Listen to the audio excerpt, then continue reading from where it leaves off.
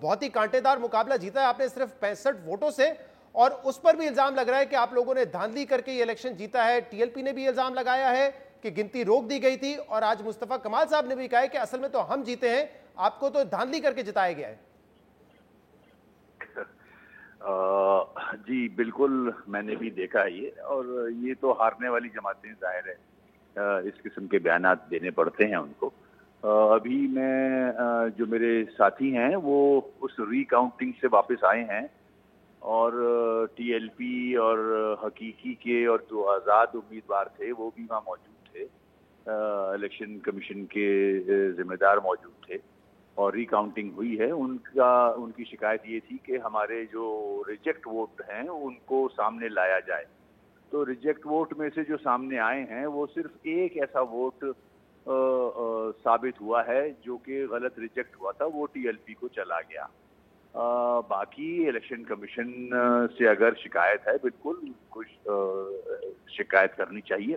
الزام اسی طرح کا ہے وسیم صاحب، جیسے 2018 میں آپ لوگوں نے کہا کہ رزلٹ آنا بند ہو گئے تھے، وہ بھی یہی بات کر رہے ہیں کہ 299 پولنگ اسٹیشن تک ہم لیڈ کر رہے تھے۔ ہاں، مگر ہم نے جب شکایت کی تھی، الزام لگایا تھا، تو ہم اس میں آگے بھی گئے تھے، کورٹس میں بھی گئے تھے۔ They should contact election commission اور گو ٹو دا کورٹ۔ صحیح، تو دوبارہ گنتی کا بھی نتیجہ آپ کہہ رہے ہیں کہ آپ کے حق میں ہی آئے؟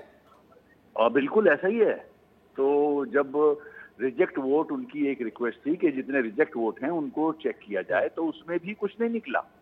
تو ظاہر ہے ہارنے والا، دیکھیں شہزاد بھائی، اس میں یہ سیٹ ہمیشہ ایم کیو ایم کی رہی ہے، ٹھیک ہے نا۔ اب جو خدشات ہمیں تھے، ہم نے الیکشن کمیشن کو یہ لکھا تھا کہ ورکنگ ڈے میں یہ الیکشن نہ کرایا جائے، اس الیکشن کو سنڈے کے روز کرایا جائے، کیونکہ لانڈی کرنگی کے لوگ جو ہیں وہ زیادہ تر ڈیلی ویجز کے چھوٹے جابز کرتے ہیں، ان کو آفس جانا ہوتا ہے۔ لیکن وسیم صاحب آپ کہہ رہے ہیں کہ ہارنے والا ہمیشہ دھاندلی کے الزام لگاتے ہیں، لیکن جس سیٹ کو آپ کہہ رہے ہیں کہ یہ روایتی طور پہ ایم کیو ایم پاکستان کی سیٹ ہے، آپ کے لیے تو یہ ایک فکر کی بات ہے، پریشانی کی بات نہیں ہونی چاہیے کہ صرف 65 ووٹ سے آپ جیتے ہیں، جبکہ 2018 میں آپ کی 30,000 کی لیڈ تھی۔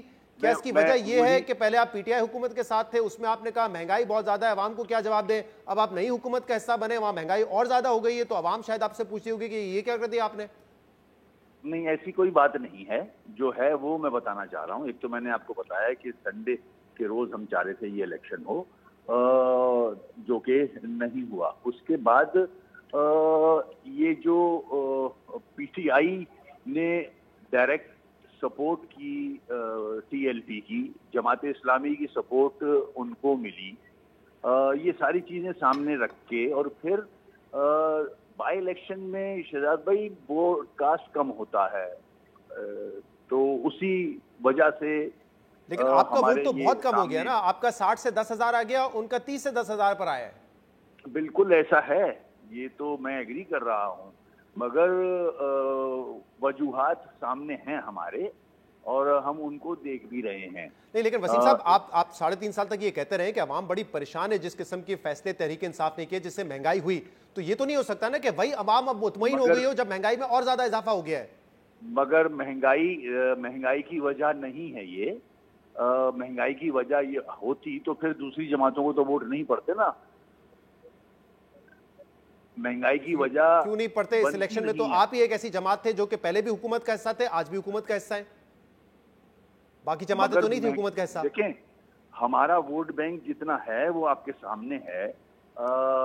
یہ جو جماعتیں تھیں، ٹی ایل پی نے جو ایک بیانیہ بنایا تھا اپنا مذہب کے حوالے سے، اس پہ وہاں کے لوگ بالکل انہوں نے ووٹ کاسٹ کیا ہے مذہب کے حوالے سے، یہ میں مانتا ہوں، جو کہ نہیں ہونا چاہیے۔ نہیں ہونا چاہیے، ٹھیک۔